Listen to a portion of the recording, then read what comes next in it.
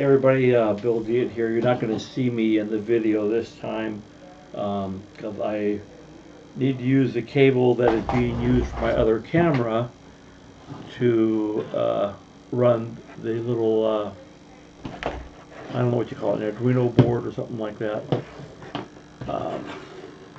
Little processor board anyway. This is the one that controls the servo motors for the Raven here. So this is the Raven.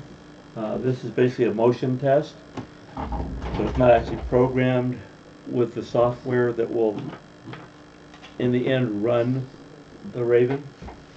It'll get programmed and saved into the chip that's on the control board, the motions. Once I have the wings completely finished, the body covered, all the fur and all the feathers applied to it to make it look like a real life Raven.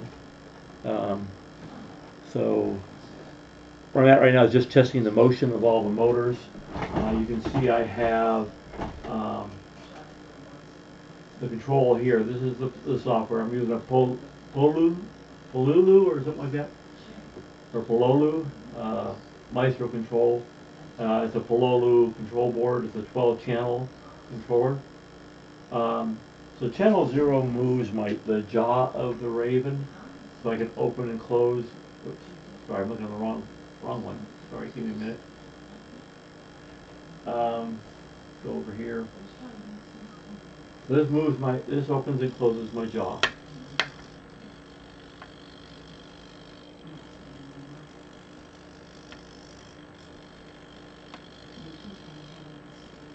Alright, so there we go. This moves the head, I think, up and down. There's up and there's down. This one will move the head from side to side.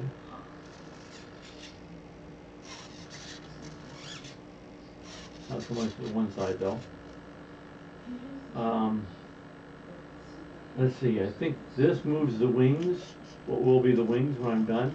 I have to bend them and twist them to make them do what we want to do. But this moves the wings. And then this moves the hips up and down, so you can raise and lower the whole Raven.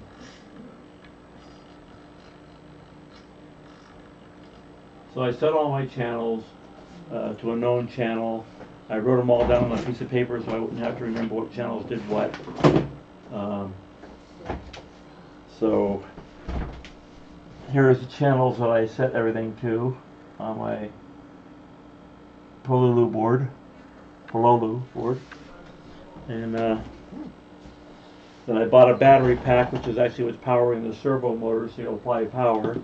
It has a switch on so I can turn it on and off. The board will get mounted inside here in this empty space in here by using a little bit of hot glue. And then the power cable will be run from underneath through the leg, through the latex that surrounds the leg, supports, and up in, and then it'll plug into the board, and that'll hide the wire through it. And then the plan is I'm going to make a 3D print a skull, and the skull will be anatomically correct human skull, and life-size skull, hollow on the inside. The battery pack will be inside the skull. The Raven will actually mount to the skull.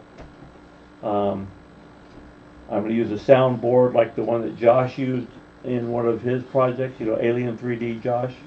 I'm going to use a sound board I just ordered from his website that I can program, and I will program then the sound of a Raven, caw type noise, and it'll say nevermore. So as a tribute basically to Edgar Allan Poe, so quoth the Raven nevermore. So that's what I'm doing with this, and that's where I'm at this point in time. So it's moving along pretty nicely. I've only got a week left to go on this. I do have some other things I can show you, so I'll turn the camera up and you'll see me now. I'm going to bring the camera up a little bit. And this is one of the plastic body parts. So what happens is it gets mounted basically like so surrounding this. But it'll have like a black fur over it. And the black fur will hide the plastic. So it'll look like fine feathers. It won't look fake. When you put a clear coat, a thinned out clear coat over the top of the fur, it'll look more like feathers than it will like fur, or like a fake fur, really. So this is the fake fur that's going to be being used. Like I said, you put this finish over it, and it will look more like feathers than it does fake fur. So there's two halves, obviously, for the body. Here's the other half.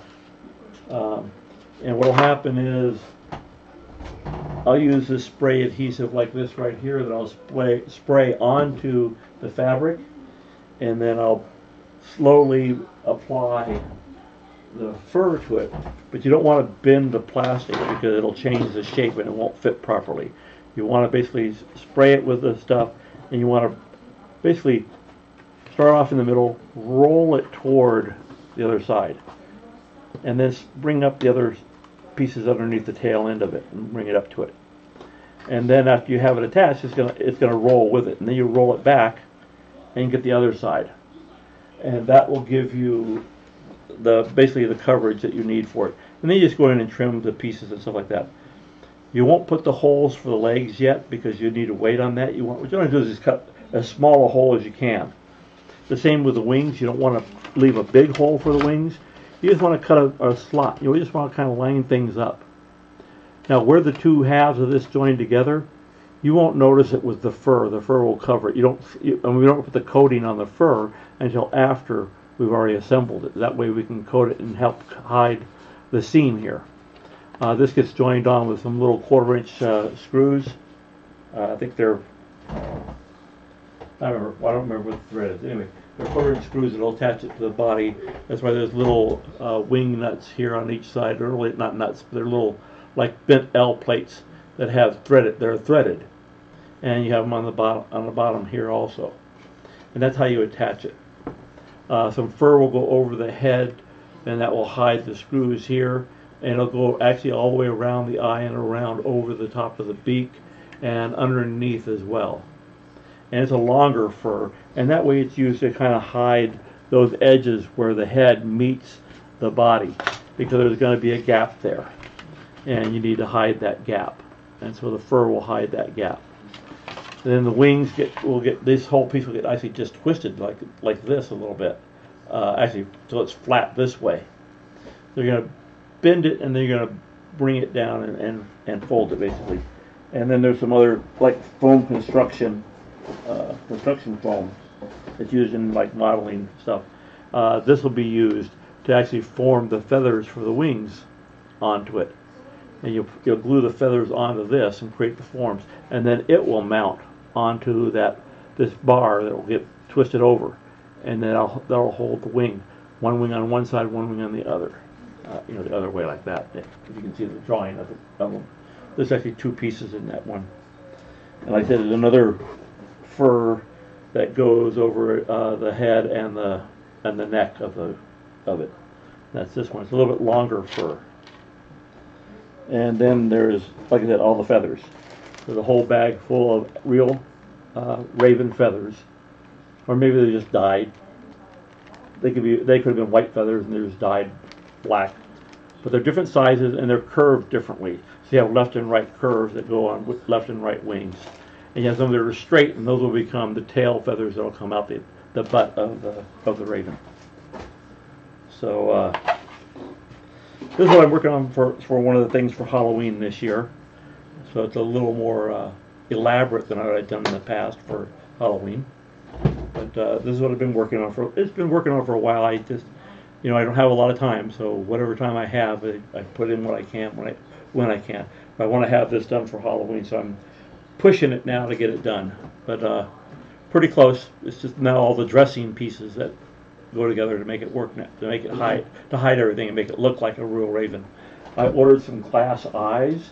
They're like $2.99 each. I ordered 4 of them, and then it was like $5 in shipping. So it's going to cost me like $15 for 4 eyes. And they're glass. They have a little loop in the back, like you'd hook on a button. So on a button. So I'm going to cut out where the current eye is, but I'm going to cut it a little bit smaller than the glass eye. and then that will go through, and there's a loop in the back, and I'll put something through it that will hold that loop in place, so it won't fall out of the eye, and it'll hold it, hold it tight in place. I may actually put elastic between that eye and the other eye, and use the elastic to fight against each other like a rubber band, and use it to fight against each other to hold the eyes in place. So that may be a better way. It's a good temporary solution, or I figure out how I want to do something else, which is I actually want to put an LED behind the light. I don't know if it'll show through or not, so that's something I need to test. It's one of the reasons I ordered 4 of them. So what else? Yeah, so I want to light it up. There's control signals that come out that I can use on this board, and I can use those to turn on LEDs or activate the soundboard, which is what I'm going to do also. The soundboard will be the programmable board. I'll program it with what I want it to do, and then I'm going to program the part, mount it to the Raven, do the body, do the fur, or do the fur on the body, put the body on, put the feathers on the wings, get the wings all set, bend these guys, put the fur on the head, dress everything up, put that glossy finish on all the fur, and it'll also go on the legs to gloss up the legs, and it'll go on the beak to gloss the beak up to make the beak shiny. So those are all things I got to do yet to make this work, and then actually write the program. But I want to see how everything looks with the wings on it. That's why I haven't programmed anything yet. So that's the goal here. So I have it do nevermore. The beak is going to actually open and close like it's talking and saying nevermore. It's going to open and say ka, it'll open and say again, and it'll close, then it'll open again and say ka. So it'll go ka, ka, and it'll say nevermore. And that's the way I anticipate it. And the wings will raise and lower and move around. I think about putting Vincent Price's laugh, the type of a laugh, or like his laugh like you hear in the movie, in the video Thriller from Michael Jackson. At the very end, you have Vincent Price narrating the end of the video, and he laughs at the end.